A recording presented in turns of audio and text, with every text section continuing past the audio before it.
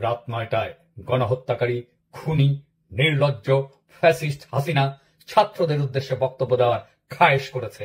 এই স্পর্ধার জবাব দিতে হবে। এই স্পর্ধার জবাব দেব আমরা ধানমন্ডি ৩২ নাম্বার গুড়িয়ে দিয়ে। যেই মুহূর্তে সে বক্তব্য দেওয়া শুরু করবে সেই মুহূর্তে আপনারা দলে দলে আসবেন, ধানমন্ডি ৩২ নাম্বারে বুলডোজার নিয়ে আসবেন। বুলডোজার না পাওয়া গেলে হাতুড়ি, শাবল, গাইতি নিয়ে আসবেন।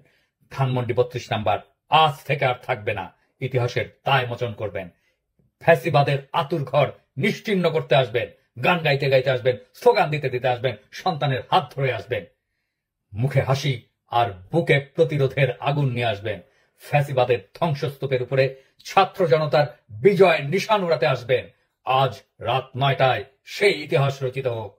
আবু সাইদ, মুগ্ধরাও আসবে আপনাদের দেখানো পথে। আসেন, অসমাপ্ত কাজ আজ আমরা সম্পাদন করি, ইতিহাসের দায় মোচন করি।